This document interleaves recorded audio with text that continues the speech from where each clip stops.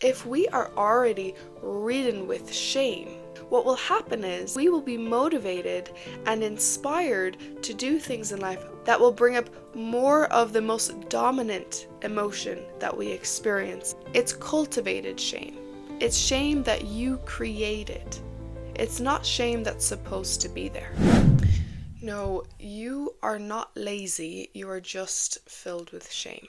Now, there are so many people in this world who are suffering right now because they believe that their procrastination, their laziness, and the way that they're not getting anything that they need to get done is because they're just a lazy person. What they're doing is they're actually feeding the root cause of the entire problem. Of course, yes, some people genuinely are lazy, but if you are actually desiring to not be, if you are feeling ridden with shame for the fact that you are lazy, if you are suffering because of this laziness and you want to actually do something about it, and you felt inspired to click on this podcast or this video, then it shows that's a huge signal that it's not actually your laziness that's a problem, it's actually your shame.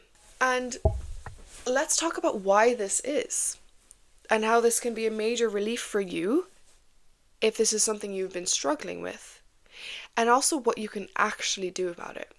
So we all have an ego, and an emotion that the ego desperately tries to avoid in this life is the feeling of shame. So I want you to think about the thing that you were trying to achieve, the things that you were trying to do, but your quote-unquote laziness is stopping you from doing those things, is completely demotivating you from doing those things. I want you to take a minute and I want you to think about those things that you are trying to do. There's one of two things here. Number one, the reason you could be not going towards those things is because those things have this potential of bringing up the feeling of shame inside of you. So let's say, for example, you're trying to achieve something, you've been trying to achieve it for a long time, you've only been experiencing quote-unquote failures. The ego signals this as a danger zone, as a zone that will bring up the feeling of shame that you already have so much inside of you. So what happens is, as you go towards the thing that may bring up the feeling that your ego and your body is so desperately trying to avoid because you feel so much of it already, it will demotivate you to go towards that thing and put obstacles in your way so you don't go there. That's number one. Number two is that shame has been your default for such a long time, and you are so ridden with it already, that when we have an emotion in the body that is our default in life, what the brain and the body does is it does everything it can to maintain the emotion inside of you, emotion that you've been experiencing for most of your life. Why does it do this? Why does the body and the brain do this?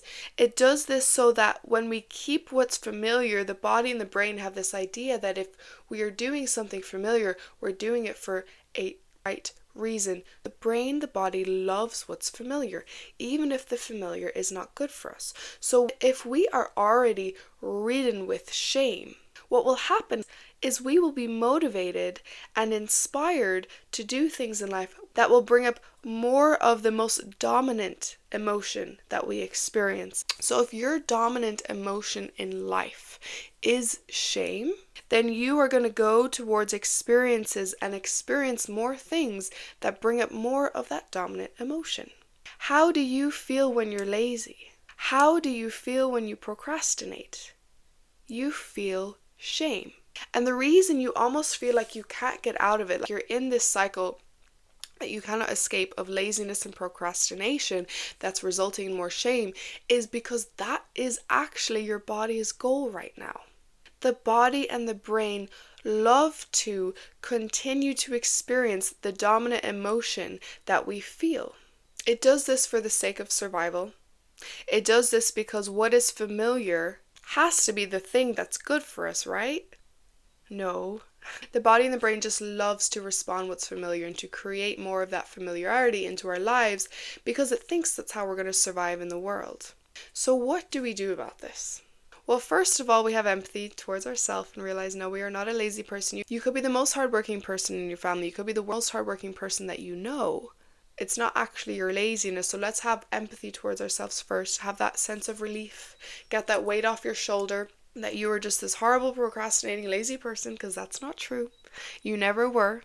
And now let's figure out what we can do about this. So if the problem is that our dominant emotion is shame, or we are trying to avoid the feeling of shame, what we need to do is we need to switch it around and lessen the shame in our lives.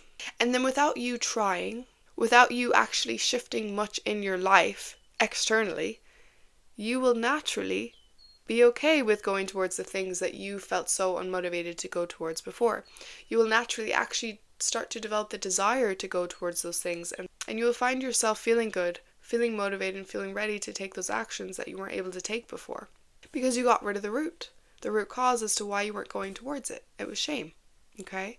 So let's, for a moment, for a period of time, take a break from focusing on just trying to become more productive, and let's focus and see what happens if we shift our focus to our internal world, to our shame levels, and see what happens after that.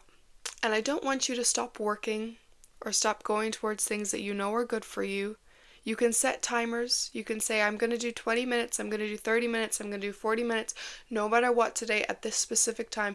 You can put in some boundaries with yourself while you're going through the process of working on your internal world, so that you don't mess up the project you're trying to do or stop achieving the thing you're trying to achieve. But I really want you to shift your focus on what's actually causing the problem in the first place. So we first need to start questioning, why do we feel such a strong sense of unworthiness? And why do we feel so much excessive shame for things that we don't need to feel shame for? Why do we feel this way? Why is this showing up for us? Where did this begin? Start bringing awareness, start asking the questions as to why this is even happening in the first place. And awareness is truly powerful, and awareness can often be enough to shift a lot for us in our internal world and actually heal a lot of things inside of us. So that's why I want us to start with that. And the way you can do this is you can sit and you can simply ask. Maybe the thought will come straight to your head. You can journal about it.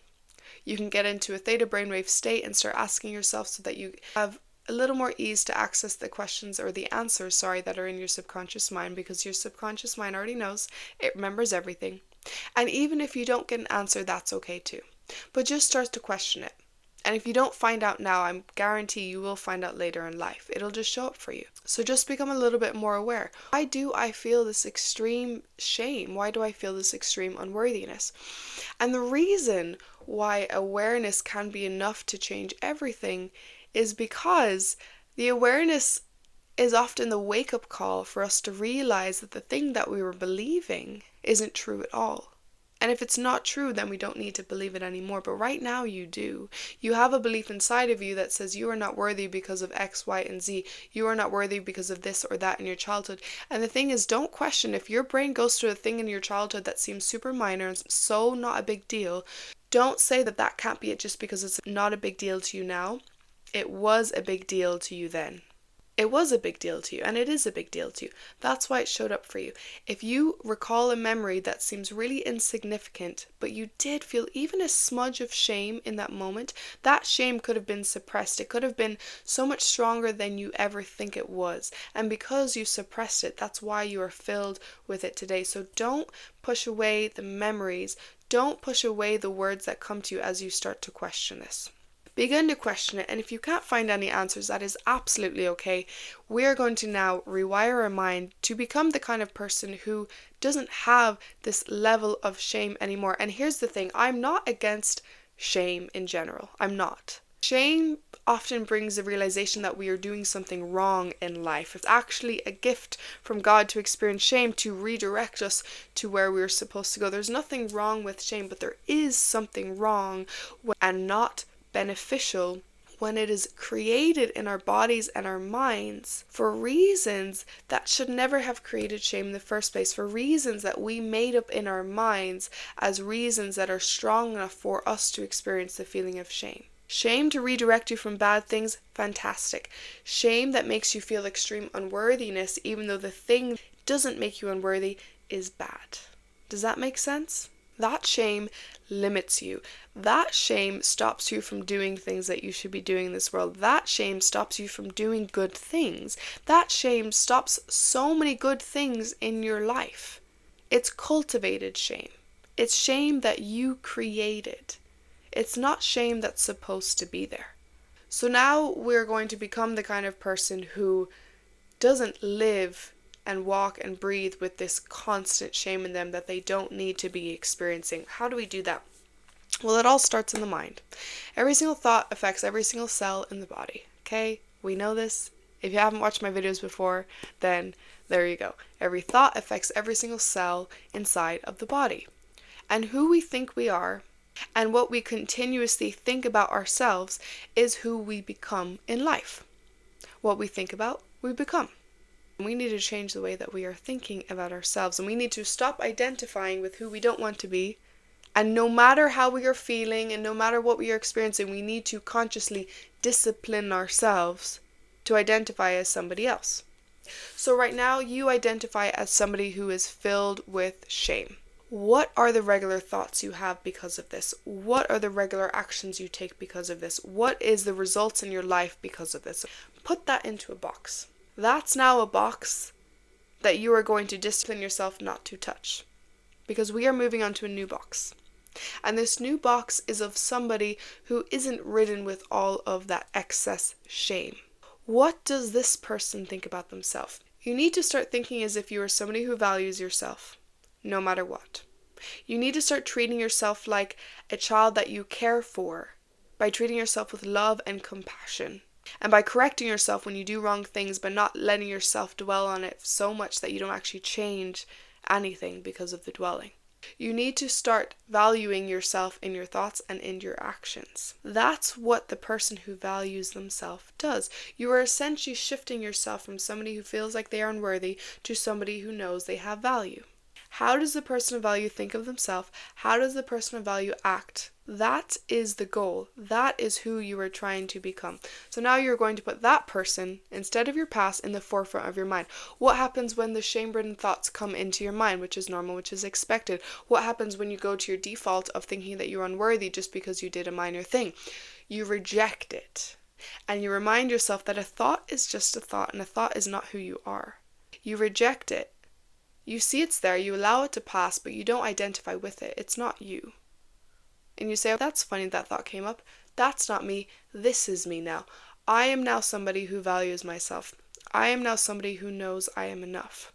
Repeat it and repeat it and repeat it and repeat it and repeat it. Act as if you are that person. Think as if you are that person. The brain and the body have to respond. It has to respond as if you are that person. And what happens then when we do?